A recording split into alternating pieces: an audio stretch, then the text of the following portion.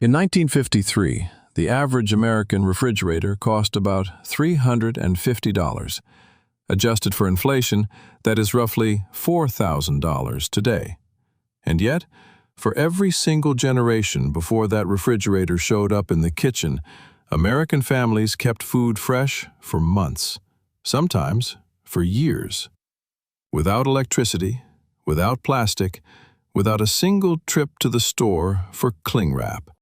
They used salt and lime and rendered fat and ceramic and sand and cold creek water and the earth itself. And here is what gets me. Most of those methods still work, right now, today. The chemistry has not changed. The biology has not changed. The only thing that changed was that we forgot. I spent 2 weeks pulling apart old cookbooks, agricultural bulletins, and homesteading manuals for this one. And what I kept finding, over and over, was the same pattern. A technique that sounds bizarre on paper, maybe even a little gross, turns out to be backed by completely sound science. Your grandmother was not guessing. She was operating a food preservation system that had been refined over centuries of trial and error, and she did not need a degree to run it. She needed a stoneware crock, a bag of salt, and the kind of patience that does not exist anymore. So here is what we are going to do.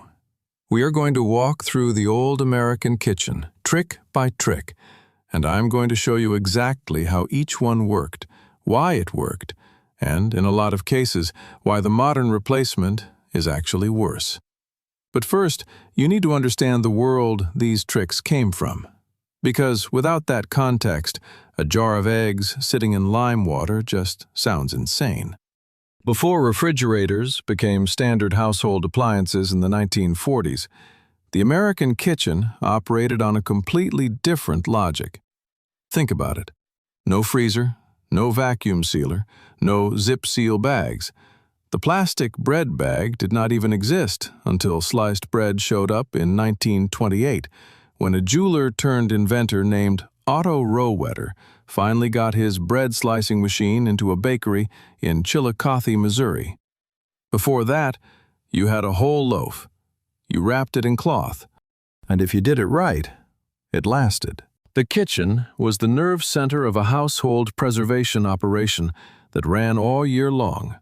Spring meant eggs coming in faster than any family could eat them. Summer meant berries and stone fruits arriving in waves, all of them ready to rot within days.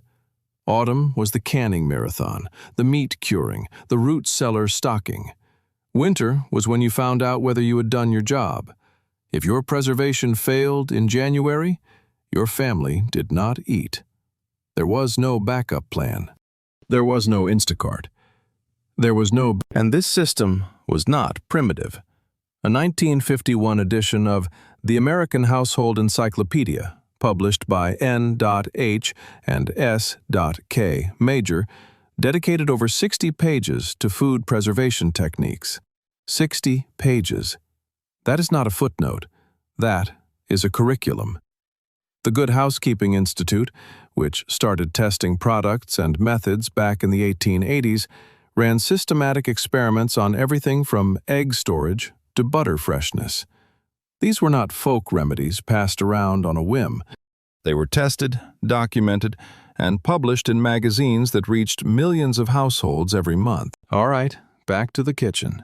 And we are starting with the one that blew my mind the most: eggs. Specifically, what your great-grandmother did with them in spring when her chickens were laying like it was their full-time job, which, technically, it was. The problem was straightforward. In March, April, May, a backyard flock might produce more eggs than a family of 6 could eat. By December, those same hens were barely laying at all. Short daylight hours, cold weather, the biology just slowed down. So you had a surplus in spring and a shortage in winter. And the solution was a bucket of lime water. Water glassing. That is what they called it. You took food-grade calcium hydroxide, the same stuff used to keep homemade pickles crisp, mixed it with water, and lowered your freshest, unwashed eggs into the solution, pointy end down. That was it. The lime water sealed the microscopic pores in the eggshell, locking out bacteria, locking in freshness. Fannie Farmer included instructions for this exact method in the Boston Cooking School Cookbook, first published in 1896. A cookbook that sold over 4 million copies. This was not some backwoods secret. It was mainstream kitchen knowledge. And here is the part that sounds impossible. Eggs preserved this way lasted 12 to 18 months. Some homesteaders today, people who still practice this, report cracking open water-glassed eggs after 2 full years and finding yolks that hold their shape and whites that do not smell like a crime scene. 2 years. No refrigerator, no plastic, just lime, water, and a stoneware crock. The catch, and this is important, is that the eggs had to be unwashed. Fresh from the chicken, still wearing their natural protective coating, a thin layer called the bloom. Most Americans do not know this, but the United States is one of the only countries in the world that refrigerates eggs at the grocery store.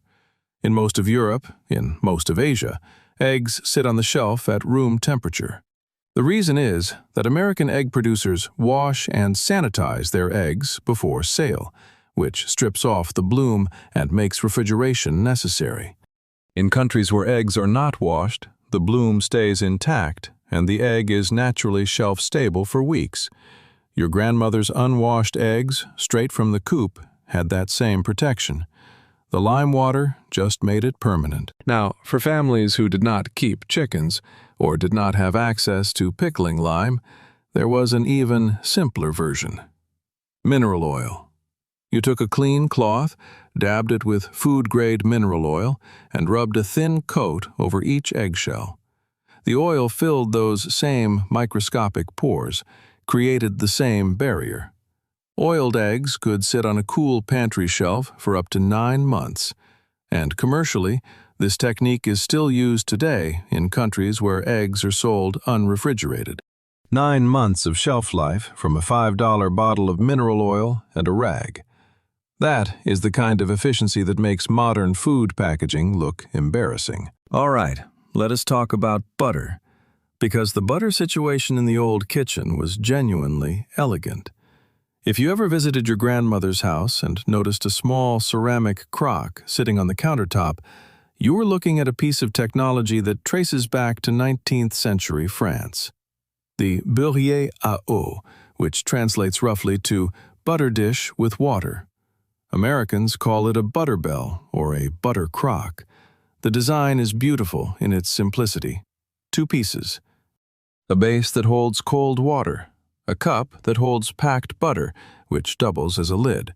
You pack the butter into the cup, pour a little cold water into the base, then flip the cup upside down so the butter hangs down into the water.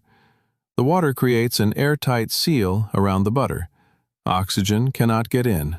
Bacteria cannot get in. The butter stays soft, spreadable, and fresh for up to 30 days on the kitchen counter. No refrigeration whatsoever. These crocks originated in Brittany and Normandy, regions famous for butter production, and the pottery town of Valoris in southern France. Ancient Egyptians were doing something similar with wax-coated cloth over butter containers as far back as the 7th century BC. The concept is literally older than most civilizations, and it works exactly as well today as it did then. Water plus ceramic plus butter equals a month of spreadable perfection. No plastic tub required. Get this. When refrigerators took over American kitchens in the 1940s and 50s, the butter bell basically vanished. Then, in the 1970s, craft potters at American fairs started making them again, and people rediscovered that, oh, right, butter does not actually need to be a cold brick that tears your toast apart. A company called L. Tremaine trademarked the name Butterbell in 1995 and started selling modernized versions. And now they are all over homesteading blogs and vintage kitchen accounts as if someone just invented them. They did not. Your great-grandmother had one. She just did not have an Instagram account. Now, here is where things get interesting, because the next category of tricks is about something Americans used to understand instinctively and have almost completely forgotten: the behavior of fruit and vegetables after harvest. Take apples. Colonial Americans figured out that when you store apples together in a barrel, they rot faster. They did not know why, but they knew the fix. Wrap each apple individually in newspaper. Store them in a cool, dark cellar. Keep them away from potatoes. Science caught up about 200 years later. In the 1930s, a British biologist named Richard Gane proved that ripening fruit produces a gas called ethylene. He had to filter the air around 60 pounds of apples for an entire month to collect enough ethylene to measure, just 0.85 grams. But he proved it. Ethylene triggers ripening in nearby fruit. That is why one bad apple spoils the bunch. It is not a proverb. It is chemistry. The newspaper wrap works because it isolates each apple, absorbs excess moisture, and contains the ethylene each individual fruit produces. Apples stored this way in a cool pantry stay crisp for 6 weeks or more. Some families also pack them in dry sand, sawdust, or dried grain. All of it works on the same principle. Keep them separate, keep them cool, keep them dry. No fancy produce drawer required. And the potato thing is real too. Potatoes release compounds that accelerate ripening in fruit. Your grandmother who told you never to store apples near potatoes was not being superstitious. She was being a chemist. Speaking of root vegetables, here is another one that sounds too simple to work. Sand. Damp sand. Families filled wooden crates or stoneware crocks with layers of barely damp sand and nestled carrots, beets, turnips, and parsnips between the layers so none of them touched. The sand maintained consistent moisture, prevented shriveling, kept temperatures stable. Stored in a root cellar, vegetables packed this way lasted through the coldest winters. Some families reused the same sandboxes year after year, just refreshing the sand each autumn when the new harvest came in. And that brings us to the root cellar itself. Because before the refrigerator, America had something better, or at least something that cost nothing to operate. Root cellars go back to the 17th century in colonial New England. Every farmstead had one. These underground rooms, dug beneath the house or built into a hillside, maintained temperatures between 32 and 40 degrees Fahrenheit year-round, 85 to 90% humidity. That is what the science says you need for long-term vegetable storage, and these farmers nailed it without a thermometer. Potatoes, onions, squash, cabbages, rows of home canned goods, all of it lined the shelves from autumn harvest through late spring. A well-built root cellar could keep a family fed through an entire winter, and during the Great Depression and World War II, root cellars made a major comeback. The Farm Security Office and the Office of War Information actively encouraged families to build and use them as a way to prevent food waste and stretch supplies during rationing. Here is the scale of what we are talking about. A single root cellar, the size of a large closet, maybe 8 feet by 10 feet, could store enough food for a family of 5 for 4 to 5 months. That is roughly 600 pounds of potatoes, 200 pounds of root vegetables, 100 jars of preserved fruits and pickles, and whatever cured meats were hanging from the rafters. All of it powered by nothing more than being underground. No compressor, no freon, no monthly electric bill. In regions with natural cold water springs, families had an even more elegant solution. Springhouses. Small stone or wooden structures built directly over a natural spring.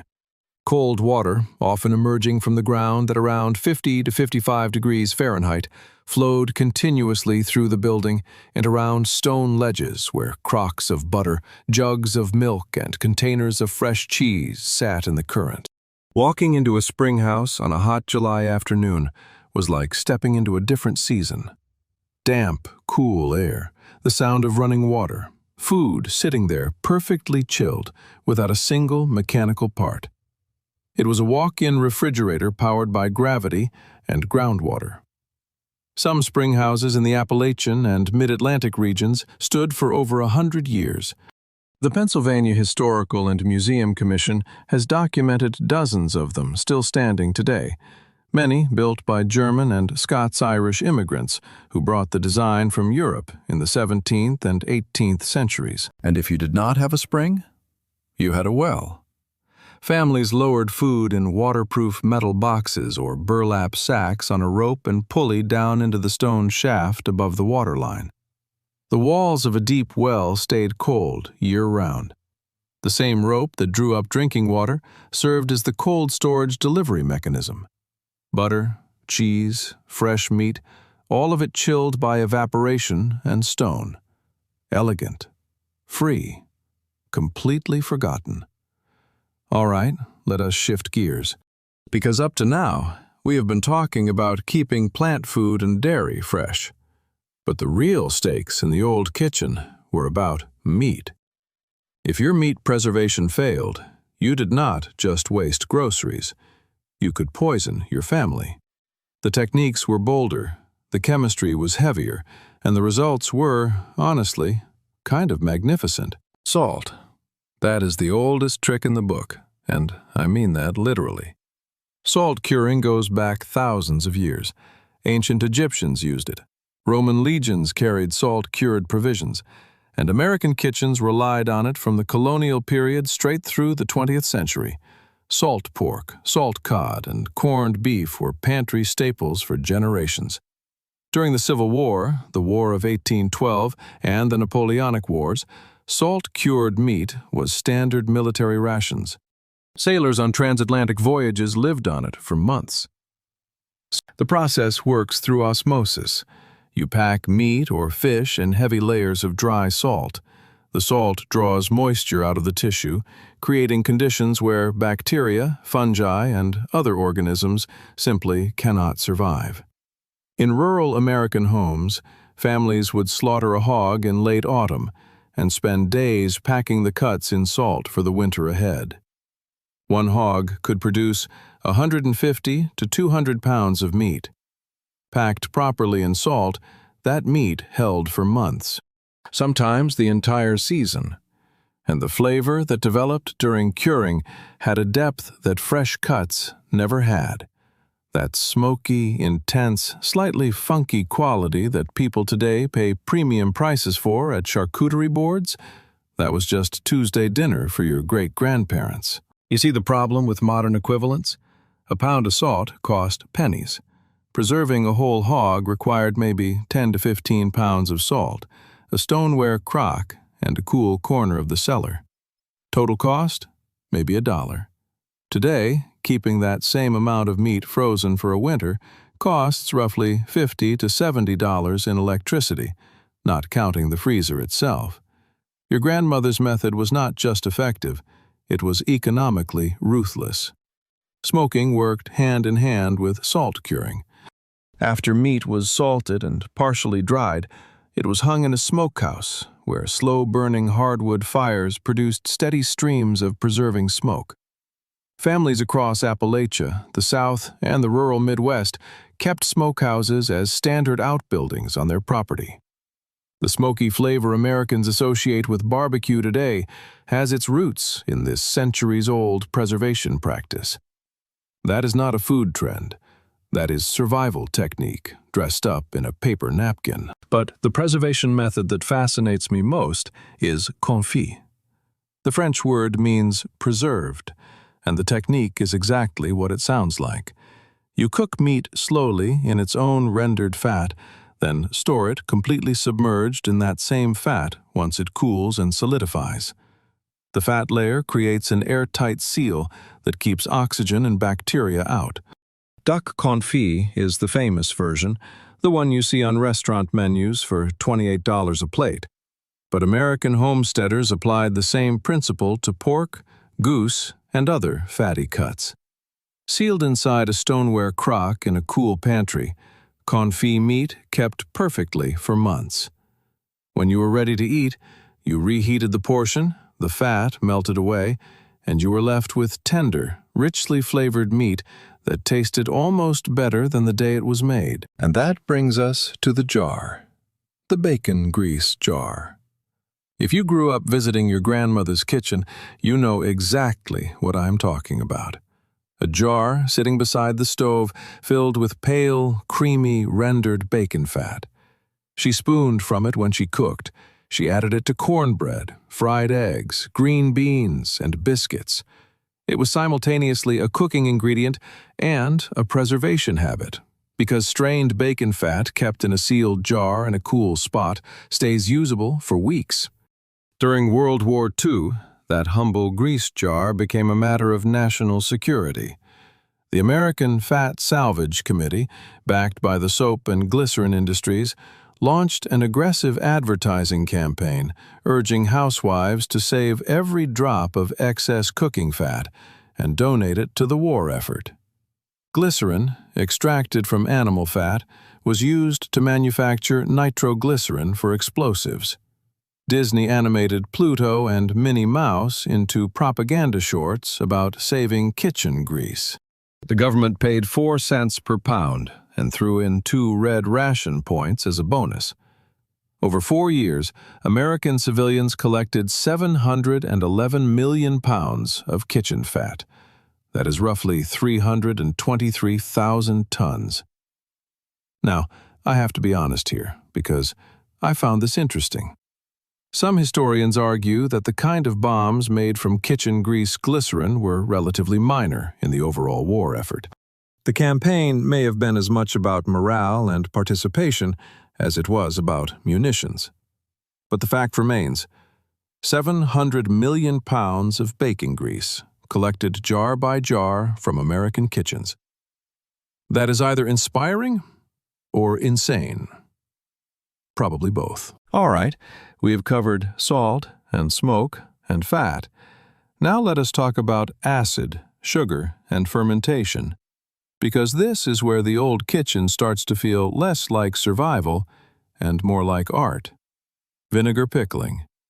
The simplest version did not even require heat.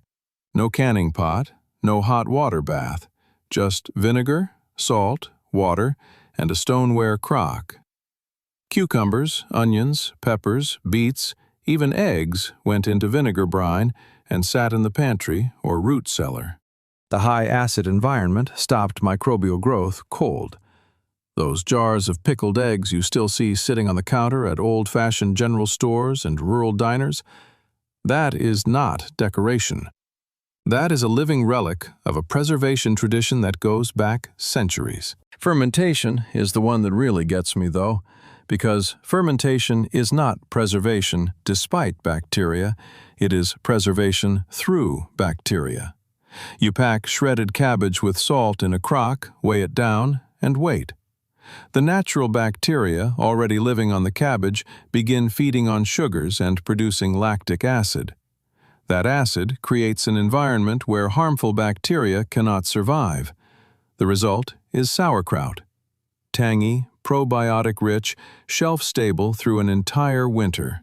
German and Eastern European immigrants brought this tradition to America in the 1700s. The first sizable wave settled in the Lancaster, Pennsylvania area in the 1730s, and they carried barrels of sauerkraut with them on the ships.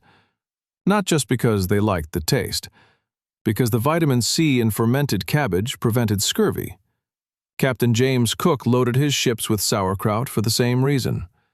The word first appeared in American English in 1776. By the 1800s, it was a staple in kitchens from Pennsylvania to Wisconsin. The same principle works with cucumbers, carrots, radishes, and dozens of other vegetables. All you need is salt, a crock, and patience. Here is a myth I want to dismantle because I keep seeing it repeated. The idea that canning was always the primary preservation method in American kitchens. It was not. Before John Landis Mason patented his threaded screw-top glass jar on November 30th, 1858, Home canning was messy, unreliable, and occasionally dangerous. You had a flat tin lid, a blob of wax for a seal, and a prayer. Mason's innovation, the threaded jar with a matching zinc lid and rubber ring, made home canning practical. But even after that, canning required glass jars, fuel for heating, and time. During both World Wars, glass and tin were rationed. The government actively promoted alternatives like dry salting, where you layered green beans with generous amounts of salt in crocks. No jars, no fuel, no special equipment.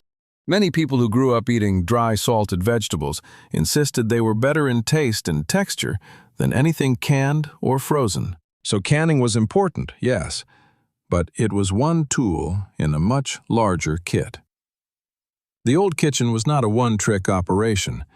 It was an orchestra. And then there is sugar. Sugar does to fruit what salt does to meat. High concentrations draw moisture out of food cells through osmosis, creating conditions too hostile for bacteria and mold. Families preserved summer berries by packing them in thick sugar syrups or rolling them in dry granulated sugar before sealing them in jars. One trick from retro kitchen guides that I love: crystal cherries. You roll freshly pitted cherries in sugar, spread them in a shallow pan, and chill them near the coldest part of the icebox. Sparkling, sweet, shelf-stable for weeks. That is not a recipe. That is alchemy. Fruit leather is another one. When the peach trees or apple trees were producing more than anyone could eat or can, you cooked the fruit down into a smooth puree, spread it thin on parchment or a greased board, and dried it slowly in the sun or a low oven. Flexible, compact, shelf-stable for months. Children loved it. Adults tucked sheets into lunch pails and travel bags. It was the original energy bar, made from nothing but fruit and patience. Not a branded snack with 14 ingredients and a motivational quote on the wrapper. Speaking of drying, herbs. Fresh herbs from the garden were bundled with kitchen twine and hung upside down from rafters, door frames, or nails in the pantry wall. For faster drying, some cooks spread loose leaves on clean window screens propped up in a sunny spot, covered with cheesecloth to keep the insects away. Within a few days, the herbs were dry, brittle, and ready to crumble into jars for winter cooking. Thyme, oregano, rosemary, sage, mint. The kitchen smelled like a garden for days while they dried. Today, we buy dried herbs in tiny plastic containers for $4 each. Your grandmother grew them for free and dried them on a window screen. I'm not saying one is better than the other.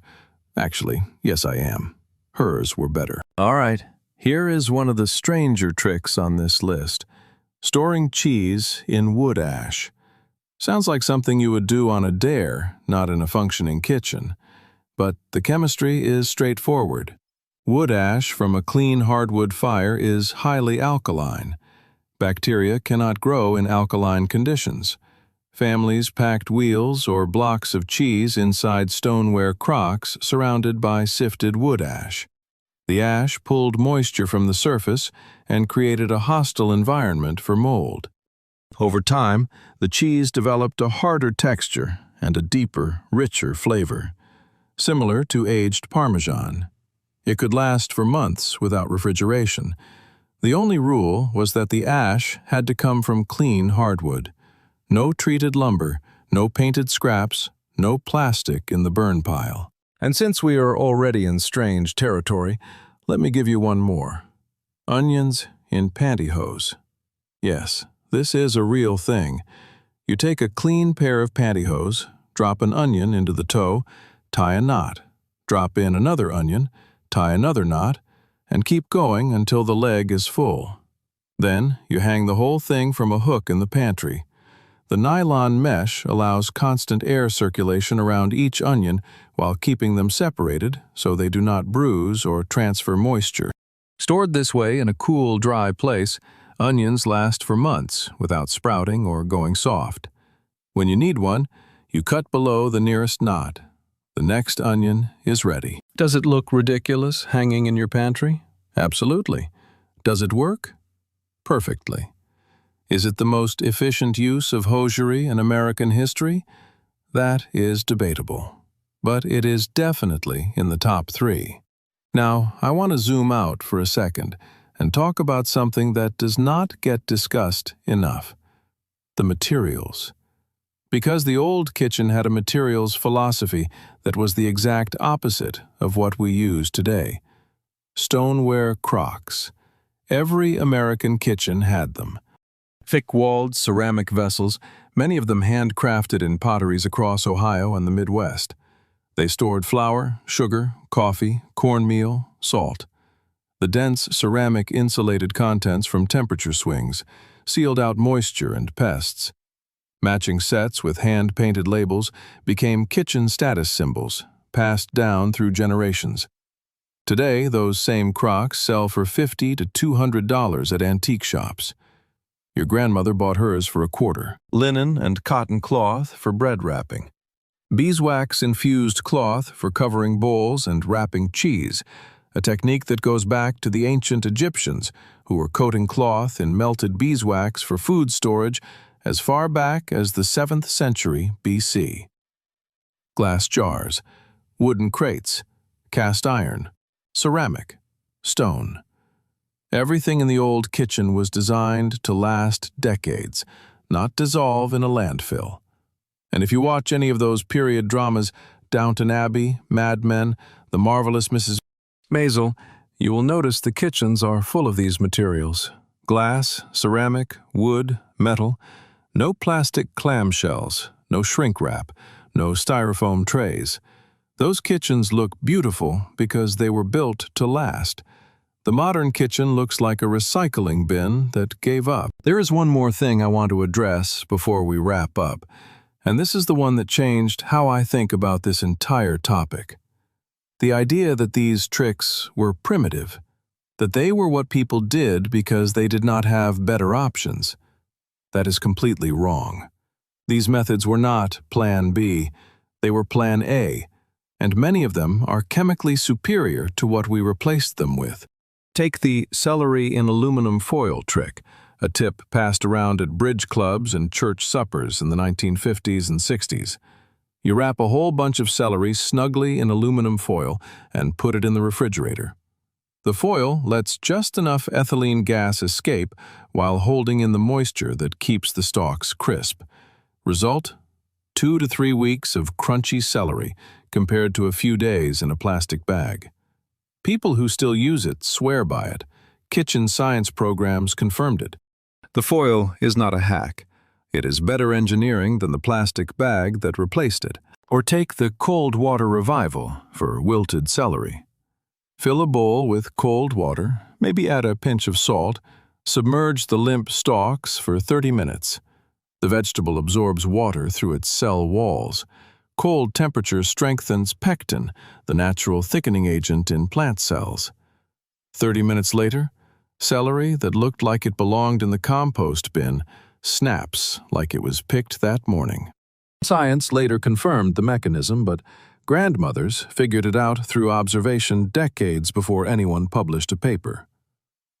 If there is a book I would recommend on all of this, it is Putting Food By, written by Ruth Hertzberg, Janet Green, and Beatrice Vaughn, first published in 1973. It has been updated multiple times, but the original edition reads like a bridge between the old kitchen and the modern one.